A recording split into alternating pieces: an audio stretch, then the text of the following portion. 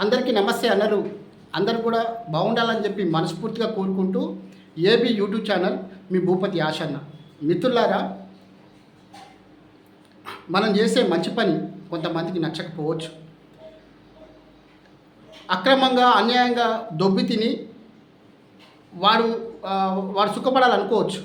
కానీ ఆ పాపం అనేది ఊరికే పోదు. ప్రజలకి ఎవరికైతే ప్రజలకు ఉపయోగపడే ఏదైతే ఉన్నదో ఆ చెరువుని చెరువు అన్యాయం కదా. ఆ చెరువుని వాళ్ళది కాకపోయినా అది మాదే అని చెప్పి వాళ్ళ కింద ఉన్న భూమిని అమ్ముకొని ఈ భూమి కూడా మాదే అని చెప్పి ఆ చెరువుని తీసేసి అక్రమంగా వెంచర్ చేసి ఆ కట్టను తొలగించి పచ్చని చెట్లను నరికిన ఈ నీతిమాలిన సిగ్గులేని సన్నాసులకి నేను చెప్తున్నా. అయితే నేను ఒకటే చెప్తున్నా, వీళ్ళు ఇప్పుడు ఏంటంటే ఆ డబ్బులు ఆ చెరువు వెంచర్ చేసిన డబ్బులతో వీళ్ళు ఇక్కడ కొంతమంది పార్టీలలో తిరుక్కుంటా మా అండా ఉన్నది, వీళ్ళ అండా ఉన్నది అని చెప్పి గొప్పగా చెప్పుకుంటారు. అరే దొంగ సన్నాసులారా, మీకు ఎవడు కూడా సపోర్ట్ చేయడు. రేపు పొద్దుగాల మీరు ఎక్కడికి పోయినా కూడా మిమ్మల్ని ఎవడు కూడా మీరు ఇప్పుడు తాత్కాలికంగా మీరు ఉండొచ్చు, కాకపోతే మీకు దిక్కు మాత్రం ఉన్నారనుకుంటే కళ. ఎందుకంటే ప్రజలు అన్యాయం జరుగుతుందంటే ఆ టైంకి వస్తే ఖచ్చితంగా న్యాయం వైపే ఎవరైనా మాట్లాడతారు, నిలబడతారు. నువ్వు డబ్బులున్న అహంకారంతో నేను ఏమైనా చేస్తలే అని అనుకుంటే మాత్రం నీకు అది నీకే తిప్పి కొడుతుంది, నువ్వు పప్పులో కాలేసినట్టే. అదే ఈ స్పష్టంగా చెప్పడం జరుగుతుంది. ఇంకోటి ఏంటంటే, ఇప్పుడు కొంతమంది దిక్కుమాల వాళ్ళు ఉంటారు. అంటే ఒక ఉద్యమాన్ని బలహీనపరిచే విధంగా కొంతమంది మాట్లాడుతూ ఉంటారు. వాళ్ళ వల్ల ఏం కాదు, వాళ్ళ ఎవరికి ఉపయోగపడరు. ఎందుకంటే ఏమి లేనోడి చేతులు ఎక్కువ, పంచాయతీ కానివాడికి మాటలు ఎక్కువ. ఇప్పుడు అక్కడక్కడ చెట్ల కింద కూర్చొని, అక్కడ రైల్వే స్టేషన్ కాడ బస్ స్టాండ్ కాడ కూర్చొని ఏదో పనికి మాలిన మాటలు మాట్లాడతారు. వాళ్ళు ఎవరికి ఉపయోగపడరు. పనికి మాలిన మాటలు మాట్లాడుకుంటూ టైంపాస్ చేసే టైంపాస్ కాదు. ఎందుకంటే వాళ్ళకి ఏదైనా నిజాయితీగా కొట్లాడమనండి, నిజాయితీగా కొట్లాడి ప్రజలకు ఉపయోగపడేగా మనకి నలుగురికి మంచి చేసే విధంగా వాళ్ళు ఏమైనా మాట్లాడమనండి, ఎవరు మాట్లాడరు. ఈ సన్నాసులంతా వాళ్ళ తాతలు సంపాదించిందో లేకపోతే వాళ్ళ తల్లిదండ్రులు సంపాదించిందో డబ్బులను చూసుకొని అవి మురుసుకుంటూ మీసాలు తిప్పుకుంటూ రోడ్ల మీద షోయింగ్ చేసుకుంటూ చిల్లర పనులు చేసుకుంటూ టైంపాస్ గాళ్ళు ఈ విధంగా మాట్లాడుతూ ఉంటారు. నా దగ్గర నేను న్యాయం కోసం కొట్లాడుతానా, ధర్మం కోసం కొట్లాడుతానా, నా బాధ్యతగా 10 మందికి మంచి చేసే విధంగా నేను కొట్లాడుతాను. నేను నా కోసం కొట్లాడతలేను, ప్రజల కోసం కొట్లాడుతాను. ఇంకో విషయం ఏంటంటే, ఇలాంటి నీచులు కూడా రేపు పొద్దుగాల తిరగడం మూలంగా నేను ఇంత ఘనం ఎందుకు మాట్లాడుతుందంటే, వీళ్ళకి బుద్ధి వచ్చే విధంగా మా పార్టీలైనా సరే, ఇక్కడున్న పార్టీ సిపిఐ పార్టీ వాళ్ళకైనా సరే కొద్దిగా వాళ్ళకి జ్ఞానం వచ్చే విధంగా, వాళ్ళకి చలనం వచ్చే విధంగా, వాళ్ళకి బుద్ధి వచ్చే విధంగా ఉండాలని చెప్పేసి నేను కొన్ని ఘాటుగా మాట్లాడడం జరుగుతుంది. ఎందుకంటే ఇక్కడ వెంచర్ చేసేటప్పుడు పర్మిషన్ తీసుకోవాలి. చెరువుని తీసేటప్పుడు ఎంఆర్ఓ పర్మిషన్ ఉండాలి, గ్రామ పంచాయతీ పర్మిషన్ ఉండాలి, పారిశుద్ధ్య పర్మిషన్ ఉండాలి. ఇది 170 యాక్ట్. ఈ 170 యాక్ట్లో నువ్వు ఎవరి పర్మిషన్ లేకుండా నువ్వు వెంచర్ని తీసేసి వెంచర్గా మార్చి చెరువుని పచ్చని చెట్లను నరికి కట్టం తెంచి వెంచర్గా మార్చడానికి నీకు ఎవడిచ్చిండు రైట్స్? ఎవడు ఇవ్వలేదు. ఇరిగేషన్ డిపార్ట్మెంట్ వాళ్ళు అది కొన్ని సంవత్సరాలుగా చెరువు ఉందని చెప్పేసి చెప్పిండు. కొన్ని వందల సంవత్సరాలు వీళ్ళు లేకముందు ఈ కనకమ్మ అనేట 3 ఎకరాల 30 గుంటలు కొనకముందు ఉంటే చెరువు ఉందని చెప్పి ఇచ్చిండు. అంటే వీళ్ళకి ఆ చెరువుకి సంబంధం ఏముంది? అంటే వీళ్ళు ఒక డబ్బు ఉన్నది అన్న ఒక అహంకారంతో, డబ్బే గెలుస్తుంది అన్న ఒక భ్రమతో వీళ్ళు ఉన్నారు. ఈ దేశంలో చట్టాల మీద, న్యాయాల మీద ఇంకా ప్రజలకి నమ్మకం ఉన్నది. న్యాయం, ధర్మం మీద ఇంకా నమ్మకం ఉన్నది. ఏదైనా సరే మంచి గెలుస్తుందని చెప్పేసి ప్రతి ఒక్కరు కూడా నమ్ముతున్నారు. కాబట్టి చివరికి వీడు ఎక్కడ పోయినా, సుప్రీంకోర్టుకి పోయినా, హైకోర్టుకి పోయినా, సుప్రీంకోర్టుకి పోయినా, ఏ కోర్టుకి పోయినా కూడా పూర్తి ఆధారాలతో మనం స్వీకరించినాము. అప్పుడు అనుదీప్ శెట్టి గారికి ఇచ్చిన ప్రజావాణిలో ఆ దరఖాస్తు తీసుకున్న రిసిప్ట్ నేను తీసుకొనున్నా, 3 సార్లు తీసుకున్నా. ప్రియాంకల మేడం ఉన్నప్పుడు 3 సార్లు రిసిప్ట్ తీసుకున్నా. నేను ఆ ప్రజావాణిలో నేను పోయిన ఫోటోలు ఉన్నాయి, ఆ రిసిప్ట్ తీసుకొని మనం ఎప్పుడు పోయినాము, ఏ డేట్కి పోయినాము, ఎప్పుడు ప్రజావాణిలో పెట్టినాం అనేది అది పెట్టినాము. తర్వాత ఈ దిశేష్ పటేల్ గారికి దగ్గర 4 సార్లు పెట్టినాము, అది హైకోర్టులో కూడా ఇవ్వడం జరిగింది. అయితే ప్రజలకి మంచి చేసేదాన్ని ఏదో రకంగా బురద జల్లి వీడి మీద బట్ట కాల్చి మీదేస్తే ఇక ఇప్పుడు వాడికి ఏం పేరు రాదులే అనుకుంటున్నారు. అరే ఈ అరిచేత్తో సూర్యుడిని ఎవడు ఆపలేడు బిడ్డ. మీకు శాత కాదు, మీరు టైంపాస్ కాదు, మీరు దేనికి పనికిరారు, పెద్ద పెద్ద మీసాలు వేసుకొని తిరుగుతారు, జ్ఞానం లేనోళ్ళు.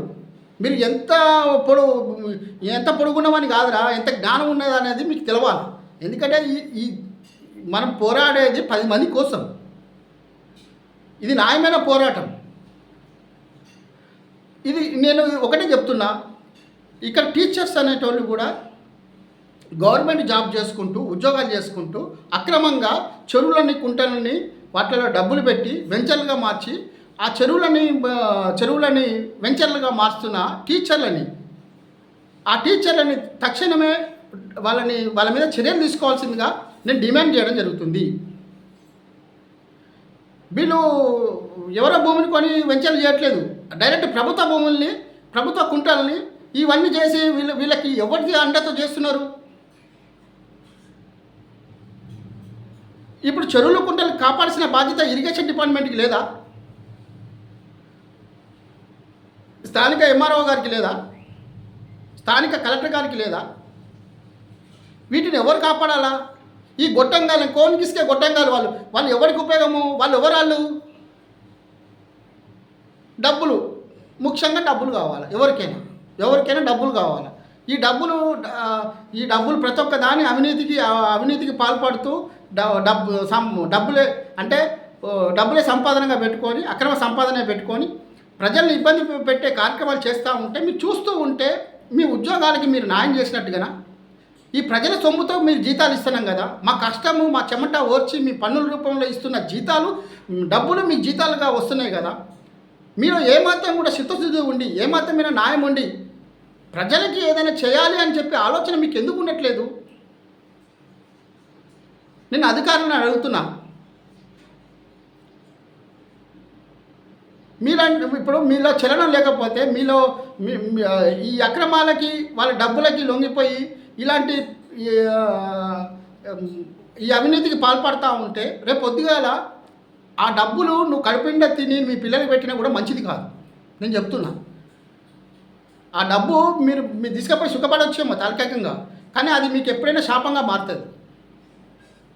నేను పోరాటం చేస్తున్నది ఎవరి కోసం? నా కోసం కాదు, ఇక్కడున్న వందలాది మంది కుటుంబాల కోసం, ఇక్కడున్న స్థానిక ఉన్న ప్రజల కోసం.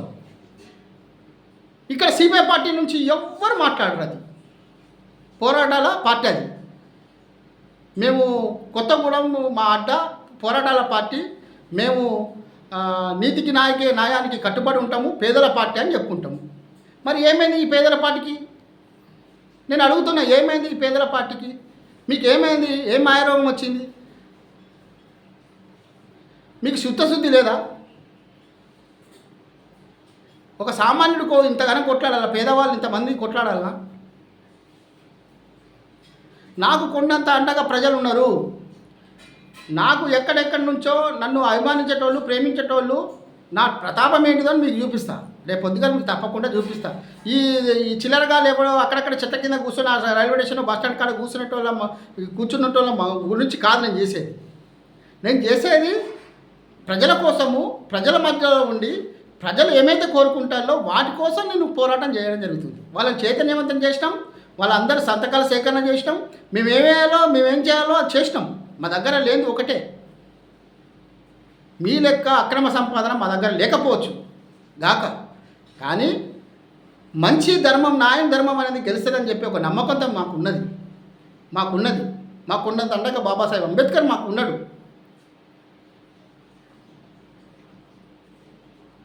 ఈరోజు మీకు డబ్బు ఉంది అనే అహంకారంతో మీరు వెరిపీగొచ్చు గాక, కానీ మిమ్మల్ని మాత్రం మీకు జరిగేది ఏవైతే ఉన్నదో అది తప్పకుండా జరుగుతుంది. ప్రజలు ఏదైతే ఆశించిందో అది నెరవేర్చే బాధ్యత నేను తీసుకున్నా. కాంగ్రెస్ పార్టీ కూడా కొన్ని విషయాలలో ఏంటంటే అంటినట్టుగా ఉంటుంది. పేదలకి చెప్పిన మాటలు అంటే ఆశ పెట్టించి ఆ ఆశలు నెరవేర్చకపోగా ప్రజలకు ఇబ్బంది జరిగే కార్యక్రమాలు ఇది జరుగుతుందని చెప్పి పొంగులేటి సీనన్నకి, బట్టి విక్రమార్క గారికి, బక్కి వెంకటయ్యకి, రేణుక చౌదరి మేడం గారికి, అనేక మందికి, మా రామసాయం రఘురామన్ రెడ్డి గారికి, ఇంతమందికి నేను లెటర్లు ఇచ్చి ఇంతగానం తిరిగితే ఒక కాంగ్రెస్ కార్యకర్త ఇంతగానం తిరుగుతాడా? అసలు ఎక్కడైనా ఉందా? మీరు ఎవరికి పని చేస్తారు? ఇక మిమ్మల్ని ప్రజలు మాత్రం మిమ్మల్ని అసలు రేపు పొద్దుగాల మీరు ఎట్లా తిరుగుతారేమో నాకు అర్థం కావట్లేదు. నాకైతే మతిపోతుంది. మీరు మనం చెప్పిన హామీలు ఎవరికి నెరవేరకపోగా ప్రజలకు సంబంధించి ప్రజలకు ఇబ్బంది జరిగే కార్యక్రమాలని అన్న ఇది మంచి చేయండి అని చెప్తే అది కూడా చేతకట్లేదు. మీకు సిగ్గుపోతుంది నాకు. నువ్వు కాంగ్రెస్ పార్టీలో ఉంటూ నువ్వు ఏంద్రా బాబు మీ పార్టీలో అందరూ ఎవడు పట్టించుకోవట్లేడు అని చెప్పేసి అంటా ఉంటే నాకు సిగ్గుపోతాను. నేను పిలుపునిస్తున్నా, మీరు రండి, మనం అందరం కలిసిపోయి ఆ చెరువులు చేద్దాం, చెరువులు చేద్దాం, దానికి ఏం కావాలో చేద్దాం. కాంగ్రెస్ పార్టీకి మంచి పేరు వస్తుంది. నేను ఎప్పటికీ చెప్తాను మా కాంగ్రెస్ పార్టీ పట్టించుకోకపోతే మాత్రము నా మద్దతు, ఈ చెరువు కోసం ఎవరు కొట్లాడదామని చెప్పి ముందుకు వచ్చినా కూడా వాళ్ళకి నేను పనిచేస్తాను. దాని చేత నేను నిర్ణయం తీసుకున్నా. ఇక నాకు అయిపోయింది, నా ఓపిక అనేది నశించింది. ఈ చెరువు కోసం నిజాయితీగా పనిచేసి ఆ చెరువు ఎవరైతే చేస్తారో వాళ్ళకి నా మద్దతు ఉంటుంది. పూర్తి ఆధారాలు నా దగ్గర ఉన్నాయి. హైకోర్టులో కూడా నడుస్తాను, హైకోర్టులో కూడా వేసినాం, దాంట్లో డౌటే లేదు. రేపు రంగనాథ్ సార్ని కలిసి ఏదైతే ఉన్నదో వీళ్ళు ఈ విధంగా ఈ చిల్లర వేషాలు వేసుకుంటా ఈ చిల్లరగాళ్ళంతా కలిసి ఇట్లా ఒక చిల్లర పనులు చేస్తారని చెప్పి ఈ అక్రమాలకు అన్యాయాలకు అడ్డుకట్ట వేసి ఏదైతే చెరువు అయితే ఉందో దాన్ని పునర్వైభవం తీసుకొచ్చి వాళ్ళతోనే కట్టిస్తా. ఇది ఛాలెంజ్ చేస్తాను నేను. వాళ్ళు అనుకుంటారు కదా, అరే వాడే ఊరుకుంటారులే, వాడికి ఏమున్నది, ఏం లేదు, ఏమో వాడి బాధలు వాడికే ఉన్నాయి, ఇక వాడు ఎవరు పట్టించుకుంటాడు అని చెప్పేసి అనుకుంటారేమో. బిడ్డ, నేనేం చేయాలో నాకు తెలుసు. నాకు 100% నాకు పూర్తి నాకు అన్నీ అవగాహన ఉన్నాయి. నేను ఏం చేయాలో కూడా నాకు తెలుసు. నా బాధ్యత అనేది నాకున్నది. ఖచ్చితంగా చెరువులు చేసి రేపు పొద్దుగాల చూపించే బాధ్యత కూడా నాదే. మీరు ఎక్కడికైనా పోండి భయ్, మీరు ఏమైనా చేయండి, కానీ పూర్తి ఆధారాలు నా దగ్గర ఉన్నాయి. నాకు ఏం చేయాలో నాకు తెలుసు. ఇప్పుడు పనికి మాని సన్నాసులు ఏంటంటే వాళ్ళకి ఏం తెలవక ఏదో అన్న ఎందుకులే అన్న ఏదో అది కాదులే అన్నట్టుగా మాట్లాడుతూ ఉంటారు. అది ఎందుకు కాదో నాకు తెలుసు. నా దగ్గర పూర్తి ఆధారాలు ఉన్నాయి. అది ఎందుకు కాదు 100% అవుతుంది. నేను వేరే దాని గురించి కొట్టట్లే. నేను ఒక ఫోకస్ పెట్టా. అది ఫోకస్ పెట్టిన ఏది ఒక చింతలగూడ చెరువు, ఒకటేమో ఇది. ఈ రెండింటి మీద నేను పోరాటం అనేది చేస్తాను. ఈ రెండు కూడా సక్సెస్ అవుతాయి. ఈ అక్రమ నిర్మాణాలు ఏవైతే ఉన్నాయో అవి కూడా ఖచ్చితంగా సక్సెస్ అవుతాయి. సక్సెస్ కావాలని కోరుకుంటాను. ఎందుకంటే వాతావరణం ఇప్పుడు ఉన్న మన ఊరికి ఏదో రకంగా మంచి చేయాలని అనుకుంటాం. ఇక్కడ పుట్టిన, ఇక్కడ పెరిగిన, ఇక్కడ సంగతులు నాకు తెలుసు. నా చిన్నప్పటి నుంచి నేను తిరుగుతున్నా. ఇంతకంటే అవగాహన ఉన్నోడు ఎవడు కావాలి చెప్పు? నాకు 49 వచ్చినాయి. నేను 49 ఏళ్ళ నుంచి, అంటే నా పుట్టిన నాకు 7-8 సంవత్సరాల కాడ నుంచి నేను ఈ చెరువులలో కుంటలలో తిరుగుకుంటూ ఉన్నోని. అక్కడ స్థితిగతులు ఎట్లున్నాయని నాకు తెలుసు, పూర్తి వివరాలు తెలుసు. ఎక్కడున్న చెరువుని ఎక్కడానికి తీసుకెళ్ళి ఆ చింతకుంట చెరువుని, గొలుసుల వల్లే చెరువు ఎంత ఉండేది దాన్ని మొత్తం తీసేసి కట్టనే తొలగించేసి చెట్లను నరికేసి. ఇంకో విషయం ఏంటంటే, ఎవడైనా ఈ కోన్గిసిగే గాడు గొట్టంగా ఏదైనా మాట్లాడినా మనకి ఇబ్బంది లేదు, కానీ ప్రజలకి మంచి చేసే విధంగా మంచి ఆలోచనతో మనం ముందుకు నడిచే అవసరం ఉంది. మనకు ఉన్నంత అండగా ప్రజలు ఉన్నారు. నా వెనక బాబాసాహెబ్ అంబేద్కర్ ఉన్నాడు. ఎందుకంటే మా కాంగ్రెస్ పార్టీలలో ఎవడైనా సరైనోడు వస్తే వాడి ఫోటో పెట్టుకుంటాడు. కానీ ఇంత మట్టికి పేషెంట్లే ఉన్నారు, కానీ నాయకులు లేడు మా దాంట్లో. ఇక్కడ టీవీ పేషెంట్లు ఉన్నారు కాంగ్రెస్ పార్టీ తరఫున. వాళ్ళు లేవలేని పరిస్థితిలో ఉన్నారు. ఎవరికైనా జ్ఞానం వచ్చేవారైనా లేస్తే ఈ పక్కన వాళ్ళ ఫోటో పెట్టుకుంటారు. న్యాయం ధర్మం గెలవాలి, అందరూ బాగుండాలని చెప్పి మనస్ఫూర్తిగా